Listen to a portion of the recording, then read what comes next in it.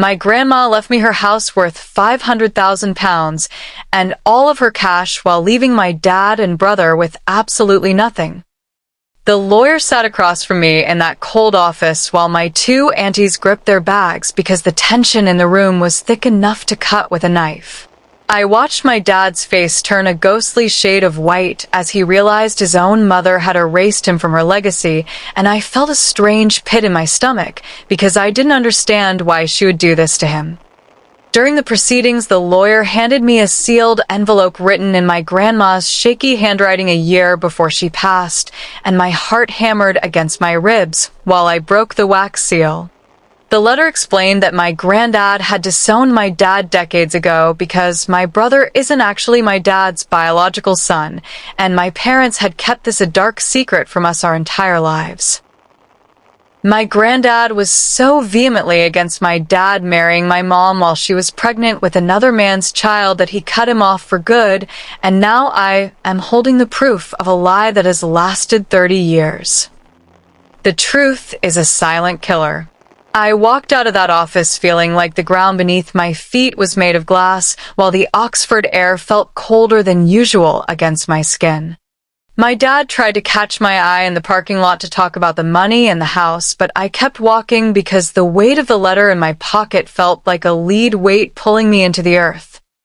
I drove home in a daze, thinking about all those Christmas holidays we spent at Grandma's house while she smiled at us with those electric eyes, because now I realized those smiles were masks for the secrets she was guarding. She loved us dearly, but she couldn't forgive the deception that started before I was even born, and now I am the one holding the power to destroy my family or keep the lie breathing. I haven't answered my phone for 2 days while my dad and brother leave frantic messages about fairness and greed because they have no idea that the money isn't the problem. It's the bloodline. The foundation is cracking. The silence in my apartment felt heavy and suffocating as I stared at the bank documents while the glowing screen of my phone showed another missed call from my brother. He sent a text saying it wasn't fair that I was being greedy with the inheritance, and I almost laughed out loud because the irony of him defending a man who isn't even his biological father was too much to bear. I decided to invite them over for dinner because I needed to see their faces while I held this secret, and I wanted to observe the subtle lies in their expressions that I had missed for 27 years. As I prepped the vegetables, I watched my hands shake slightly because I realized that once the truth leaves my lips, there is no way to ever pull it back into the darkness. My dad arrived first looking older and more tired than I remembered while he immediately started talking about how we could use the money to renovate his house and help my brother with his debts.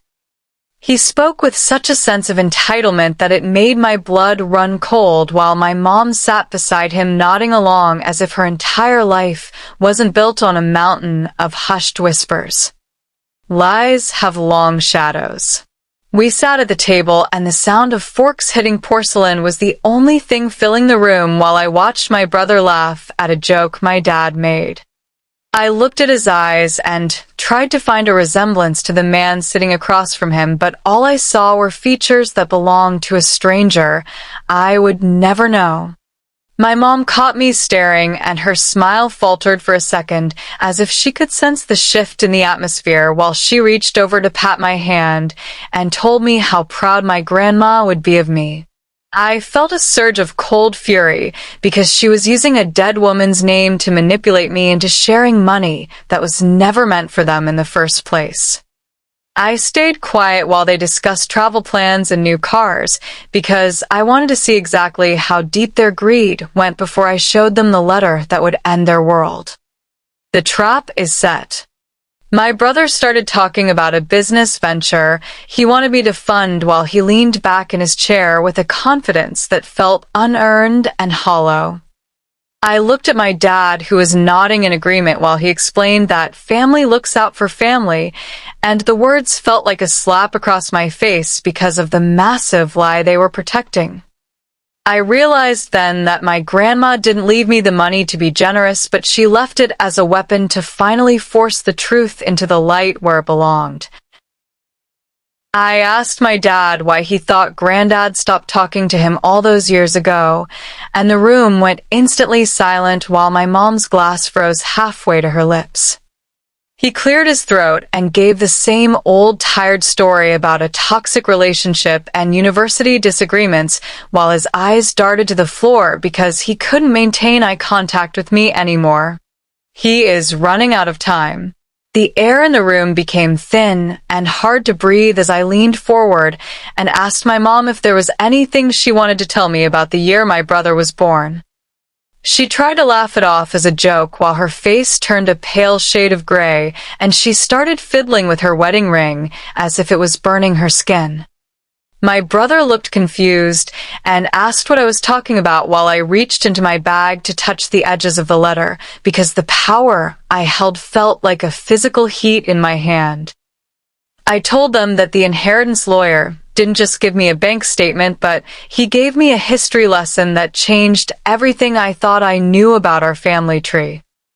My dad stood up and told me I was being dramatic and that the stress of the funeral was getting to my head while he reached for his coat to leave. "Sit down, Julian." He sat back down slowly, while his chest rose and fell in shallow, uneven breaths, and I could see the sweat beads forming on his forehead under the dim dining room lights.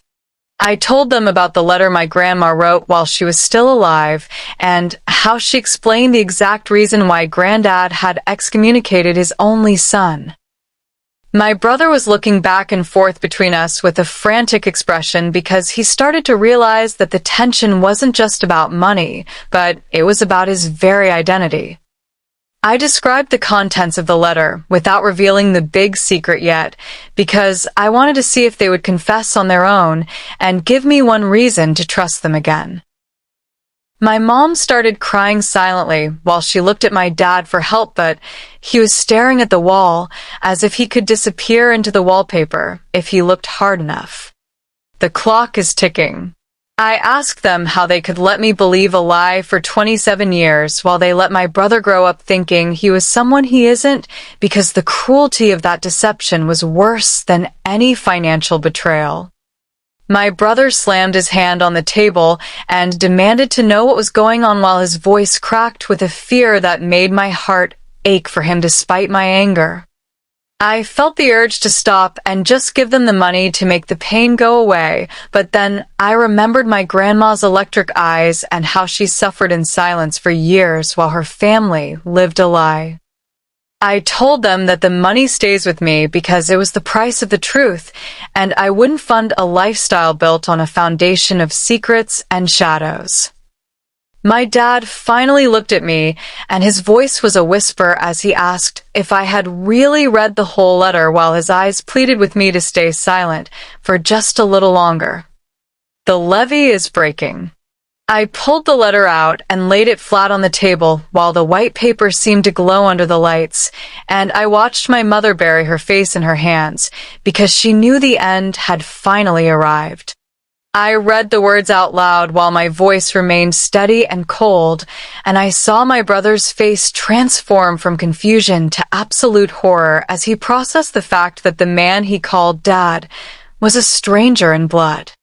The room erupted into a chaos of shouting and sobbing while my dad tried to explain that biology didn't matter because he was the one who raised him and loved him all these years.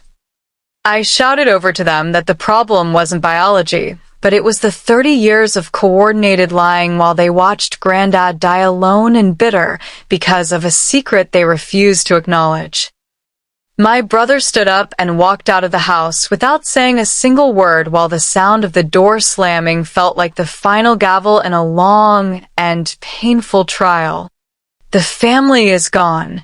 My dad turned his anger on me and called me a monster for destroying the family for the sake of an inheritance while he pointed a shaking finger at my chest. I told him that I didn't destroy the family, but he destroyed it the moment he chose to build it on a lie, and Grandma just gave me the tools to finish the job. He realized at that moment that he had no leverage and no power over me because the house and the cash were legally mine, and his influence had evaporated into the thin Oxford air. I told them both to leave my house and not to call me again until they were ready to live in reality, because I was done carrying the weight of their shadows. They left in silence while the house suddenly felt huge and empty, and I sat at the table staring at the letter that had cost me everything and gained me a fortune. I am finally alone. The weeks that followed were the quietest of my life, while I moved into my grandma's old house near Oxford and started the process of making it my own.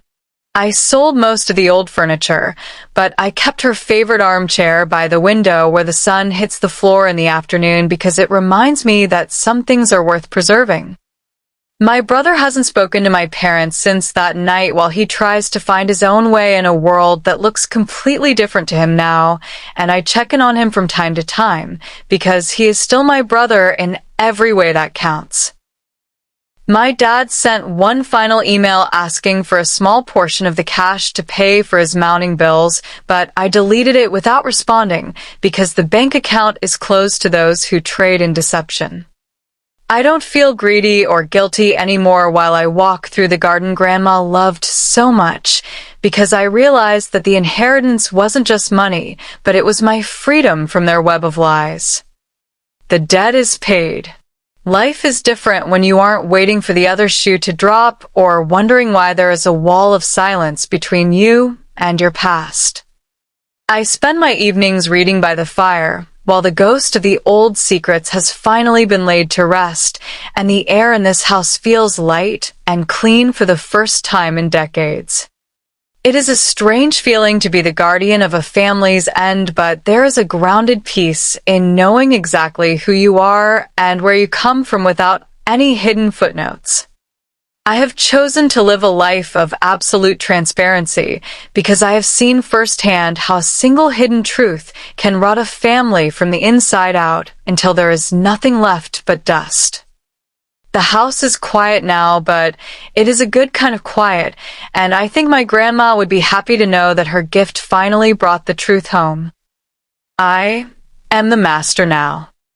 Some inheritances are not meant to be shared because they are the final payment for a lifetime of silence, and the cost of the truth is often higher than the value of the gold. If you discovered your entire identity was a lie created by your parents, would you prioritize the family bond or the absolute truth? Do you believe the grandmother was right to use her will as a way to expose a 30-year-old secret?